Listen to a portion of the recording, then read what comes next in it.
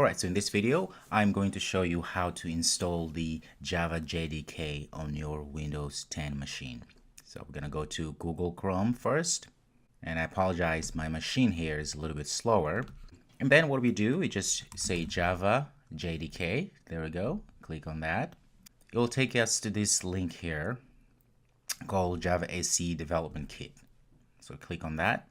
And then next thing we do, we are going to go to the bottom here where it says Windows x64. Now this is going to be Windows 64 because that is my Windows that I'm running here. If you are running Windows 32, obviously, I would recommend you to go and get Windows 32. And of course, we have to accept our license here in order for us to be able to download it. So click on this accept, and then you'll be able to say Windows 64. All right, so once you do that, click on that, and you should start the download process here. It may take a few minutes, so go get a cup of coffee or something. All right, so you can see here we have our executable file already downloaded. So what do? We just double click, or we can say show in Finder, so it will show where we have downloaded. So go ahead and double click that. It will ask us whether we want this to be installed. We're going to say yes. And then you'll see this window here that says Java SE Development Kit 8 Update 131, or depending on when you are downloading this, these numbers may change. But we're going to go ahead and say next. So what we're doing here, we're going to be installing our Java Development Kit. Okay, so that's what we're doing. And it will take a little bit of time because you'll be validating everything. And all of a sudden, I got this message here, change to install. We don't want to change anything. We're going to say next. And then we see this window that says Java SE Development Kit 8 Update successfully installed. Okay, so we're going to go ahead and say close. And one little test to run before we do anything. So you can go here and type in command, and there you go, there's command prompt. So double click. Before we do anything, what we can do to see if perhaps your computer may already have Java, if you go and say Java C, okay, and enter, if this happens, says is not recognized as an internal or external command, that means you don't have Java installed in your machine, which is our case here. Okay. Now, next thing we need to do is to add our Java into our system path. That way, whenever a program wants to run the JDK or the Java, it will know where to find it.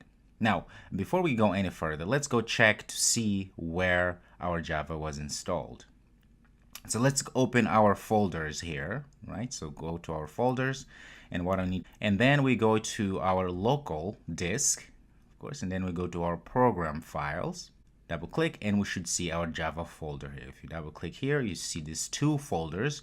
One has JRE for Java Runtime Environment, and we have JDK for Java Development Kit.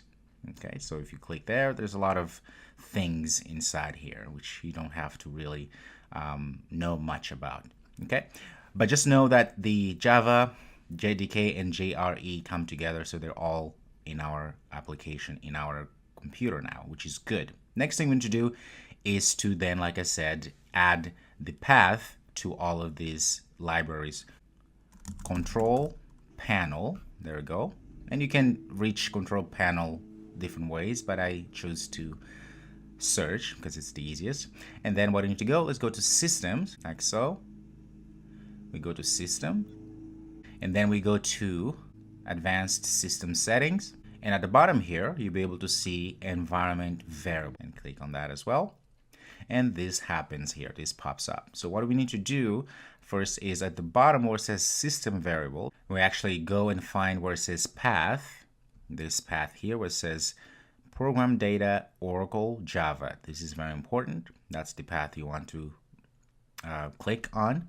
And you double click, another window will open. So what we need to do here is go ahead and add our path. So what we're going to do, we're going to say like that, and all of a sudden this will happen. So we'll have a place to where we can paste our Java JDK. So paste, So now we have this program file, Java JDK bin, right?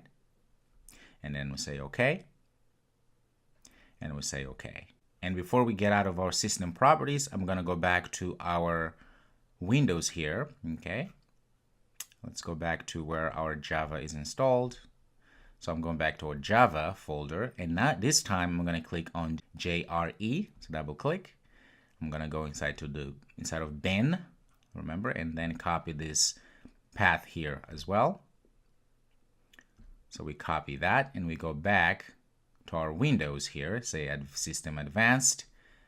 We go to Environment Variables again. So essentially the same thing we did previously.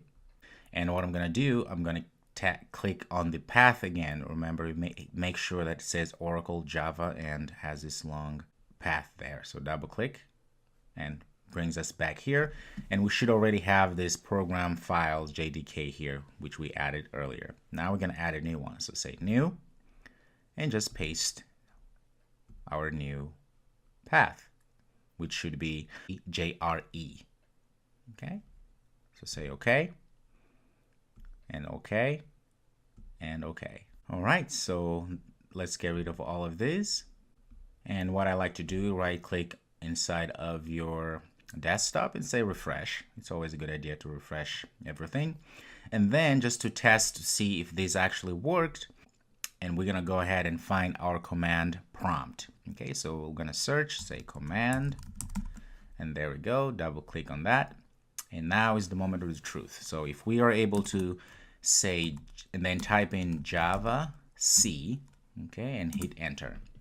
If you were able to actually see all of this gibberish here, okay, that means that Java was installed correctly and we were able to add the path to our environment variables, which is wonderful. Also, if you type in Java -version, it should give you the version of Java that you're running, which in this case is 1.8.0131. In your case, it could be a different number, but that doesn't matter. As long as you get this information, that means we are set to go. Perfect. I'll see you in the next video.